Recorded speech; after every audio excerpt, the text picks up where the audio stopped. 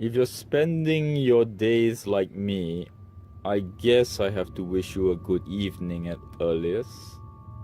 Well, on to more bad news and the outer god known as the lurker at the threshold, the key and the gate, opener of the way, and many more, all used to describe the cosmic entity Yog Sothoth, whose lineage sees him in humanity's terms as the grandson of Azathoth and the son of the nameless mist, of which I have been unable to garner much information on. Also, of import for future reference in case these recordings were to stop finding their way to you, is the fact that Yog Sothoth is the father of great Cthulhu and Hastur, the unspeakable, of which I hope to inform you in the future with no great pleasure.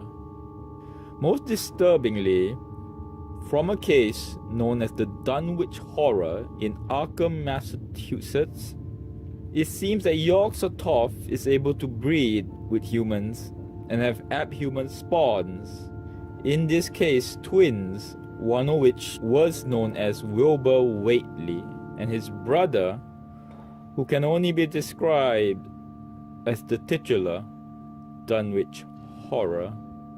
Like Nyarlathotep, but maybe not as myriad, Yog Sothoth has many avatars, but the most common description describes it as a mass of glowing orbs that continuously merge, regrow, and unfathomably break apart, with eyes or tendrils in some cases. It all is just wrong. These are details I've garnered from the misfortune of meeting cultists from the Chorazos cult, the most well-known cult devoted to Yog Sothoth. Now, strangely, to call Yog Sothoth evil, like Nyarlathotep, would be inaccurate, as technically he is an amoral character, if you were to class him in our mortal human philosophies. For example, in a well-recorded rumor I heard, a man by the name of Randolph Carter is said to have been deemed worthy by Yog Sothoth, and was not only not harmed or forced, but was strangely given the choice to look into the doors of the multiverse, the price of which being the true vastness of what is. In many ways, Yog Sothoth has reached an understanding of existence that is simply beyond our petty levels of knowledge. This is because even as outer gods go, it can be argued that he is the most powerful, the only being that could be more powerful being his grandfather, Azathoth. His power comes from the fact that he is the outer god of time and space.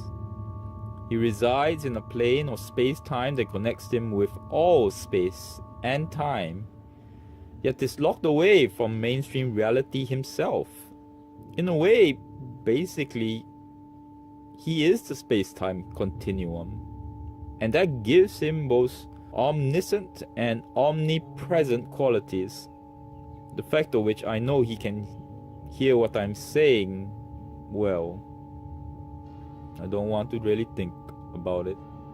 His omniscience means he sees all, knows all, and thus possesses intelligence that no other being can even come close to challenging. We are only lucky he does not take a more direct interest in the human race, and from a single reading I have even read that all beings that possess intelligence are but mere facets of Yog Sothoth, which I have to wash from my mind every so often with an alcoholic beverage.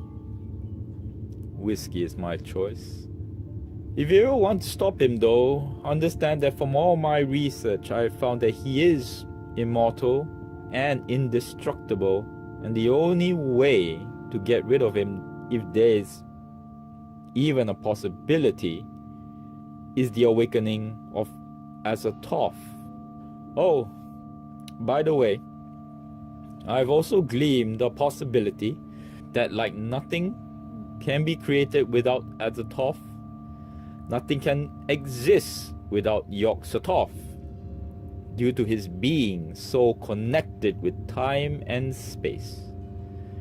So if I'm ever wrong about your ability to kill such a cosmic entity, do be careful in removing him. Lastly, I would advise against its use, other than at its most dire.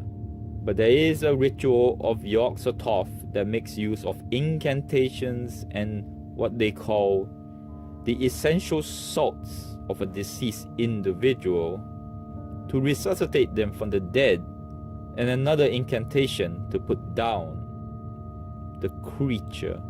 So ends another recording. Next time I will tell you of the horrid spouse of Yog Sothoth, Shop Nigroth.